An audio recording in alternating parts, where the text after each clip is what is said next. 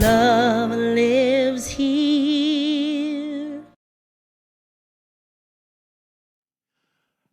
Hey again. Now we got technology worked out a little bit, yes? All right. So, when we invite Frank up here, right? Frank, you listening? All right. So when we invite Frank onto the platform in front of the mic, how does he greet you? Frank, can you tell them how you greet them?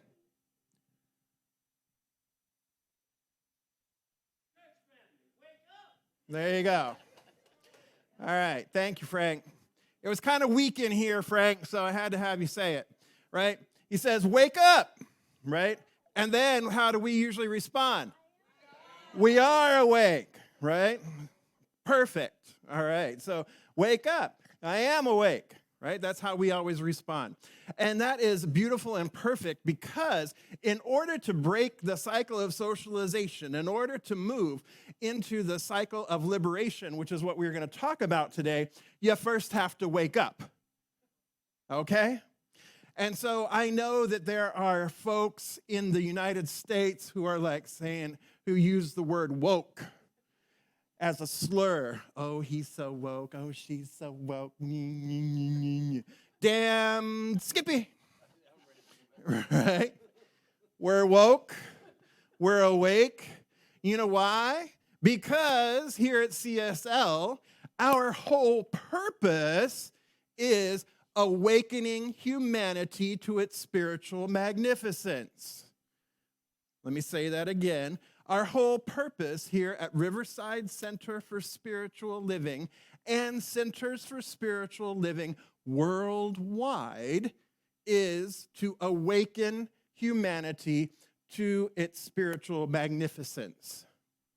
Our vision, right, is we envision a world that works for everyone and all of creation. Our mission here at Centers for Spiritual Living is to provide spiritual tools for personal and global transformation. Woohoo! So that's what we're about, right? That's what we're all about. But first, we have to wake up. And last week, we were talking about our cycle of socialization and how we are socialized from, infancy until current day, right? And at the core of the cycle of socialization is fear, ignorance, insecurity, confusion, and separation, right? So at the core of the cycle of socialization is fear and separation. That's really what it boils down to, isn't it? But today we are talking about the cycle of liberation. So the first thing with the cycle of liberation, which we'll put up in a moment, not just yet, but we will put it on the screen in a moment. The first thing is the waking up. The first thing is the waking up. So, if we wake up, there's a couple ways of waking up. There is the how do I want to call it? There is the sudden awakening, right? There's a sudden awakening where all of a sudden there's a critical incident, and the cognitive dissonance is so great that boom, we wake up, right? Second way of waking up is through a more slow, gradual, evolutionary idea or evolutionary process, the evolutionary change in consciousness. So we got to think about this piece. So when I was in 11th grade in Hawaii, we have a class called Modern History of Hawaii. And in Modern History of Hawaii, it takes us from the time of Captain Cook's arrival, not discovery. He did not discover the islands, right? It takes the place from the time of Captain Cook's arrival until modern day. So that is Modern History of Hawaii. Part of the Modern History of Hawaii is in 1893, U.S.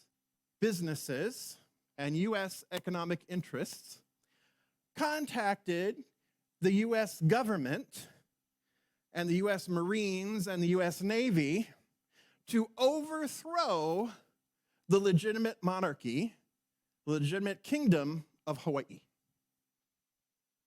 Okay? So because of economic interests, because of big sugar and big pineapple, then the companies and the businessmen didn't like that they didn't control the monarchy. They couldn't control the monarchy anymore, so they overthrew it with the help of the U.S. government. Okay? So this, along with the missionary history that we have in Hawaii, when I learned this bit of history, I had an awakening. Right then, right there was an awakening. There was a seeing something from a different perspective. Because my grandparents are from the mainland. I was actually born on the mainland. My grandparents were from the mainland. My father and my grandfathers served in the U.S. Army and Air Force, right? I began to see things from a slightly different perspective, which is why history is important in our schools today. We see a lot of stuff moving today, don't we, about people wanting to remove history because it's not convenient, because it doesn't fit the narrative, right? But we have to challenge, we have to educate ourselves. So this was the beginning of an awakening, of seeing something differently. Then I lived in Japan for 6.5 years. Nothing like seeing your country from the outside when you're living inside somebody else's country and you're 23 years old and you're being asked, why did the U.S. invade Kuwait? It was during the first Gulf War, right? Why are they doing that? I don't understand. Explain that to me, Jeffrey. I'm like, I'm 23. I have no clue. I don't like it, but I have no clue, right? But seeing things from a different perspective, gaining a different perspective, has this great awakening. And so the more I studied, and the more I studied through university and high school and university, the more I became aware that, U.S. foreign policy has a tendency to go toward the economic. And so Central America, we had economic interests in Central America way back in the day that we destabilized governments, and now we have people at our southern border. Where did that start? Right? Another perspective. We're heavily invested in oil, aren't we? Yeah. And so then we see the Middle East, and the policies that we've had in the Middle East are greatly affected by the price of oil, right? So it was an interesting thing to wake up and see, I'm not quite buying what everybody's selling here. I buy a lot of it, but I'm not quite buying everything, right? So there was this great awakening for me to realize something different, something more. And then we have President Reagan and the trickle-down theory, the trickle-down economy, right? Then all of a sudden, since 1980, the wage gap has been increasing, right? It's been widening. And mental health services declined. And so now we have a situation with our neighbors who are unhoused. We have an increasing wage gap, and we have a situation with our neighbors who are unhoused that can't always get the services that they need, right?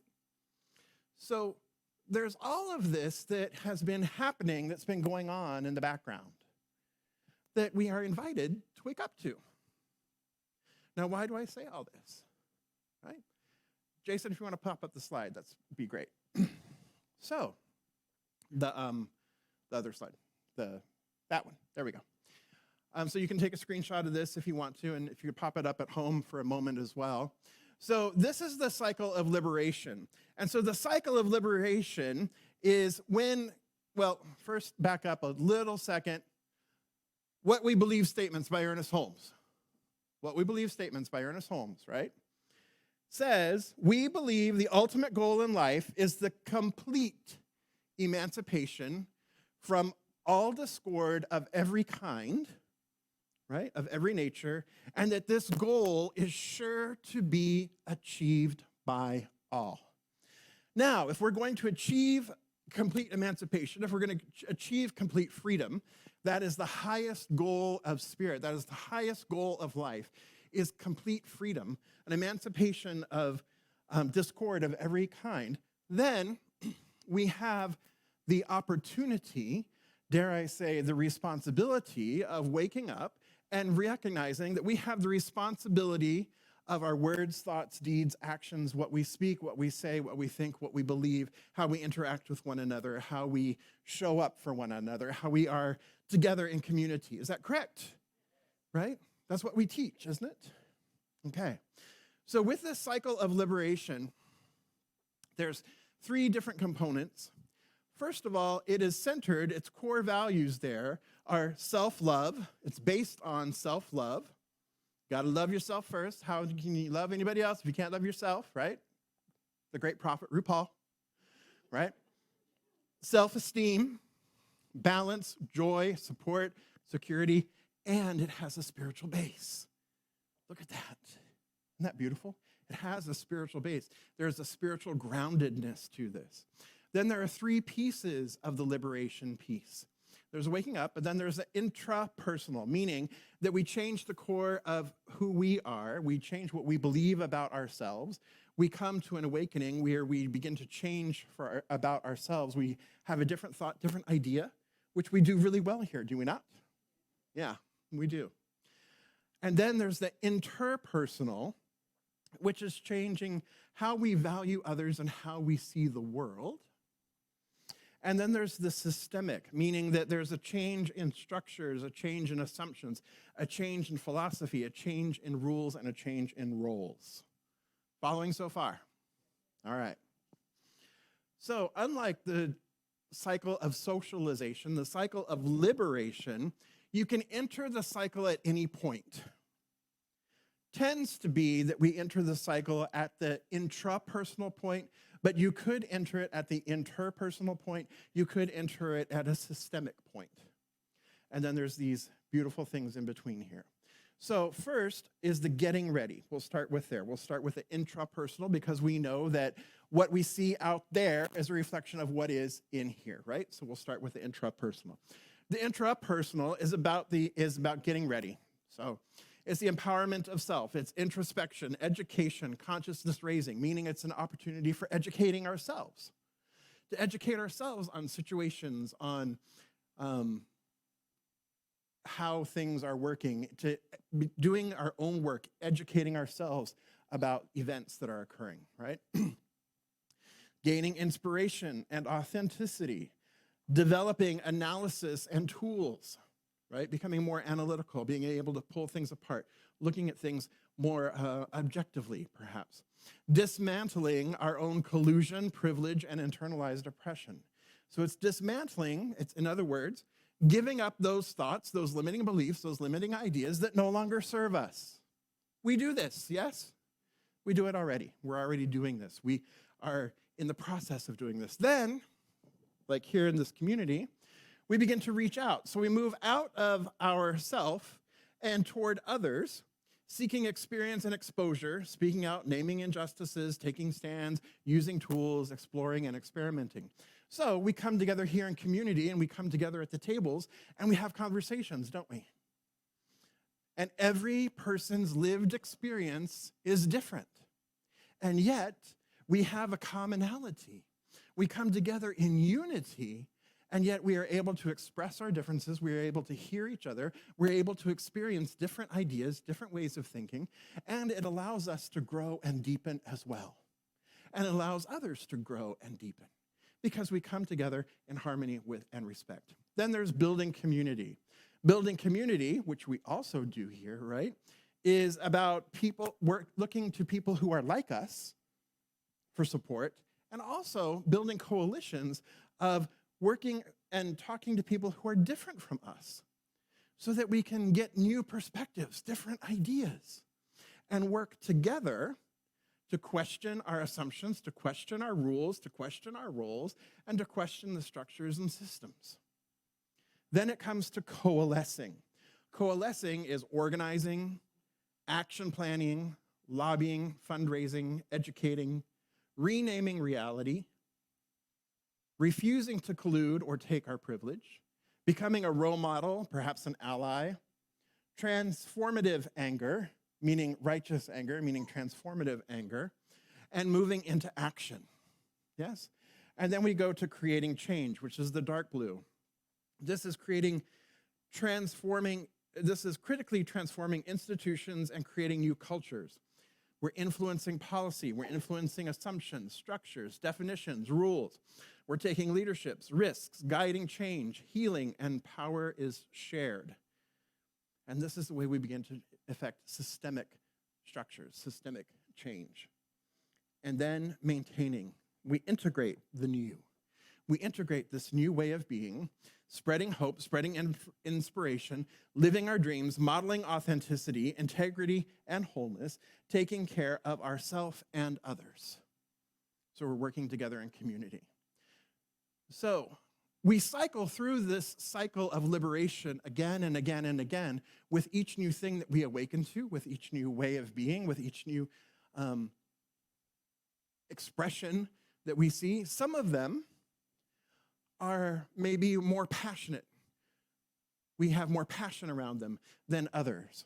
So there might be one incident or one event or one belief or one cause that we have a lot more passion around. Perhaps it's the environment, perhaps it's recycling, perhaps it's the end of racism, perhaps it's food insecurity, perhaps it's housing folks, right? That there are all these different possibilities that our own vision, our own lived experiences, our own passions, our own talents, and our own skills lead us to be able to be a change maker and effect change in these areas together. But it is up to all of us to do the awakening, to begin the work, the internal work, right? And as we do the internal work, we spread out and we talk to others, we get together with others, and we begin to change that way as well. Make sense? Yes? Yes? And it's all right there, right? We are awakening humanity to its spiritual magnificence. Who is? We are, right? We're providing spiritual tools for personal and global transformation. Who is? We envision a world that works for everyone in all of creation. Who?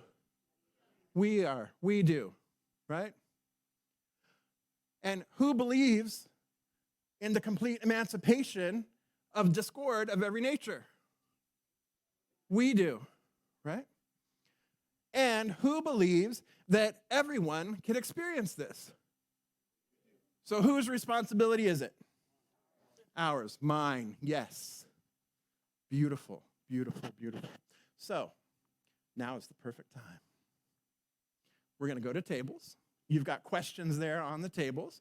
We're going to go to tables. You've got a series. There you go. We got a series of questions there for you. If you find yourself alone at a table or with just a few, I invite others to move or shuffle, do what you need to do so that you've got a good discussion group happening here. And you'll have about 20 minutes to discuss. And here we go. And if you are joining us online at home, on Facebook, or on, hey, Leslie, great to have you with us. If you're joining us online, you can also join a table online. You can join our Zoom room. So there's the Zoom meeting ID and the password. So I invite you to join that room too. And because Zena and Mom are kind of lonely there in the room by themselves. So if you're joining us online on Facebook or YouTube, please go ahead and sign in and join the conversation in the Zoom room.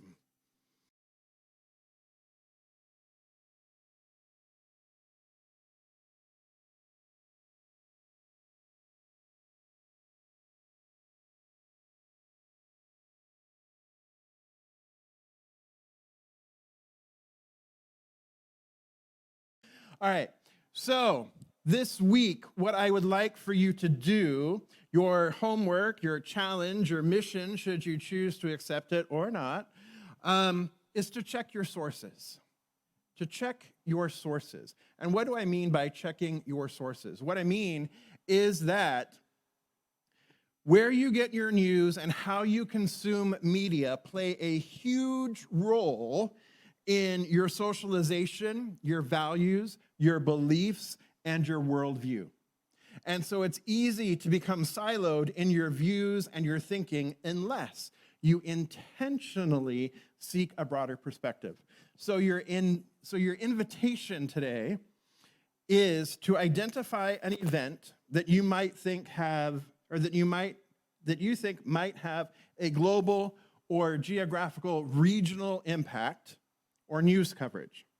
Then, using the site like this one, inkdrop.news.net, this is a site that has gathered all of the links for 242 countries, right, of English newspapers, and you can see it down here at the bottom.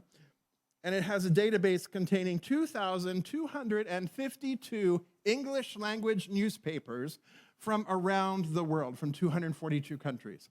So what I would invite you to do is, okay, so there's a crisis at the southern border. If that's what you're really interested in, then I invite you to go to English language newspapers from Guatemala, from Honduras, from Nicaragua, from Mexico, right?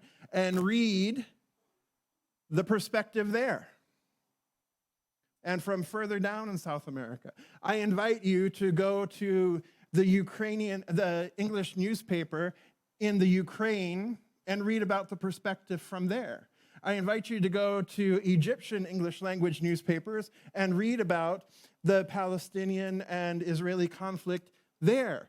Get different perspectives, because I can guarantee you it's going to open your mind. It's going to open your ideas. It's going to open your perspectives. Think regionally or think globally. Find out what Japan thinks about the Ukraine-Russian war, right? Find out what Vietnam thinks.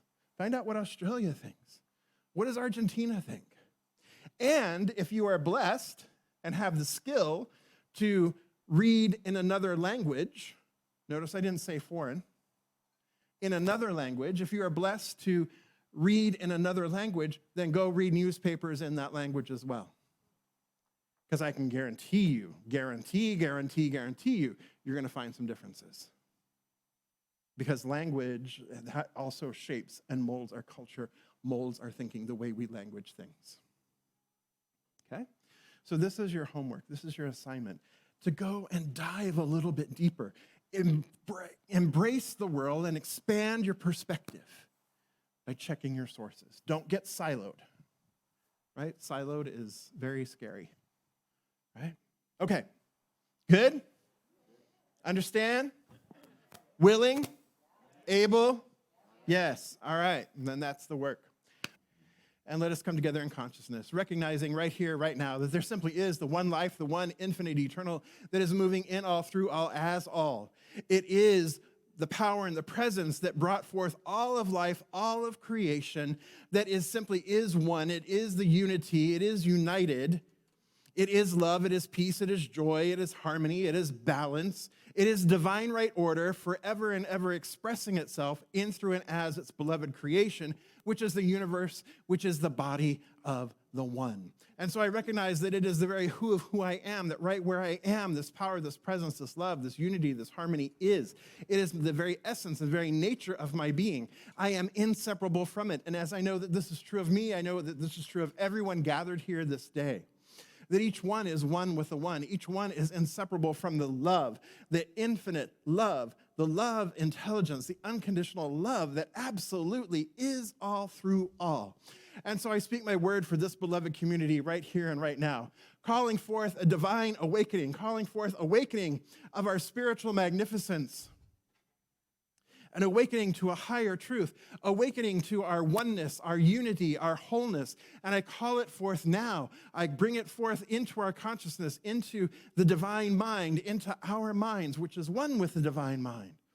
Knowing that whatever we see in the world is an expression of the divine, and we have an opportunity to look with the eyes behind the eyes, to hear with the ears behind the ear, to feel with the heart behind the heart, recognizing our unity with all as all. And so therefore I claim and know peace. I claim and know love. I claim and know harmony. I claim and know order. And I claim and know divine right action through the hands, through the hearts, through the beings of everyone gathered in this community. That we say yes to stepping into a greater idea of ourselves. We say yes of stepping into a greater idea of our planet and of our humanity. And so I simply give thanks for all this. I give thanks for it all. And I release it now into the law, knowing it is done, knowing it is so. We let it be, and together we affirm, and so it is.